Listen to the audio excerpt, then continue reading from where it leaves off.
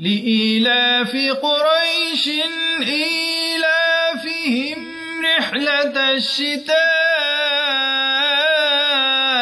والصيف فليعبدوا رب هذا البيت الذي أطعمهم من جوع وآمنهم من خوف। নিঃসন্দেহে পবিত্র কোরআনে কারিমে আছে সব সমস্যার সমাধান। এই কোরআন শুধুই বরকত অর্জনের কিতাব নয়, এটি হলো দুনিয়া আখিরাতের সকল সমস্যার সমাধানের এক মহাগ্রন্থ। আমরা আমাদের জীবনের যে কোনো সমস্যার সমাধান এই কোরআন থেকে গ্রহণ করতে পারি। আবার সেজন্য ঈমানের দৌলত থাকতে হবে।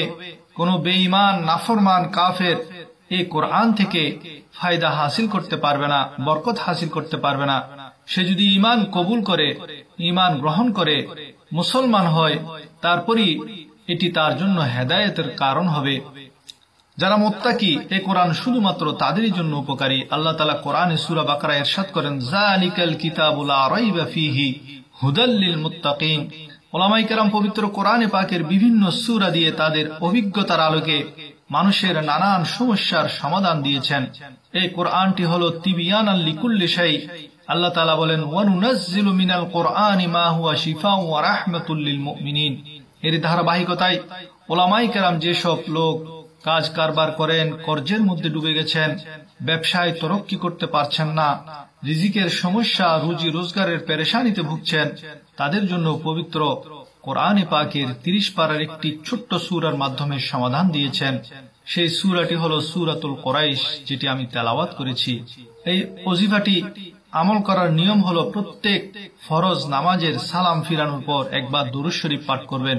দুরূদ শরীফের পর আপনি 7 বার এই সূরা কুরাইশ, আউযু বিল্লাহি মিনাশ শাইতানির রাজীম, বিসমিল্লাহির রহমানির রহিম, লিইলাফি কুরাইশিন ইলাফিহিম রিহলাতাশ শিতাই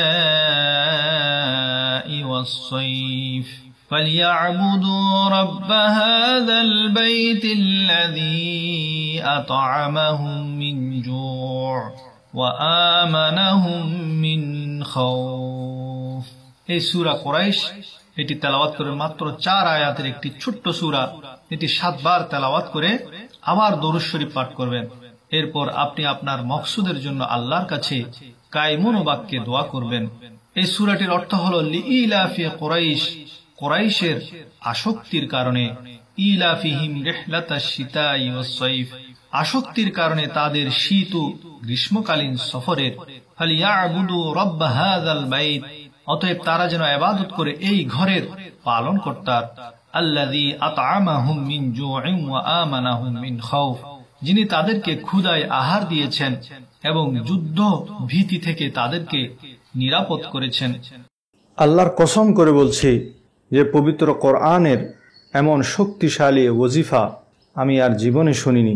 সম্মানিত দর্শক মণ্ডলী, পবিত্র কোরআনের সূরা আম্বিয়ার 83 নম্বর আয়াত, সে আয়াতটি আমি হলফ করে বলতে পারি যে এর চেয়ে শক্তিশালী ওজিফা আমি আর জীবনে শুনিনি। এত পাওয়ারফুল ওজিফা, সে আয়াতের ওজিফা সম্পর্কে আপনাদেরকে প্রকৃত সত্য একটি ঘটনা তুলে ধরার চেষ্টা করব। আয়াতটি হলো যা হযরত আইয়ুব আলাইহিস সালাতু ওয়াস সালাম প্রচণ্ড অসুখের সময়, পেরেশানির সময় এই আয়াতের আমল করেছিলেন। তো এই আয়াতের আমল করে এমন একটা আশ্চর্যজনক বিস্ময়কর ঘটনা ঘটেছে, সে ব্যাপারে মক্কা শরীফের একজন আলেম, যিনি মক্কা শরীফের মসজিদুল হারামের মধ্যে বিগত 40 বছর যাবৎ কোরআন হাদিসের দরস দিয়ে আসছেন, উনি ওনার এক বন্ধুর কথা বর্ণনা করতে গিয়ে বলেন যে আমার এক বন্ধু, যিনি সুগার ব্যারাম যার ছিল, সুগারের রোগ যার ছিল, তো ওনার একটা পায়ের মধ্যে একটা উনি আঘাতপ্রাপ্ত হন। তো সেখান থেকে ইনফেকশন হতে থাকে। তো যখন ইনফেকশন হতে থাকে, যে যাদের সুগার ব্যারাম তাদের এই ধরনের ইনফেকশন সহজে ভালো হয় না, তো উনি এক ডাক্তারের শরণাপন্ন হলেন।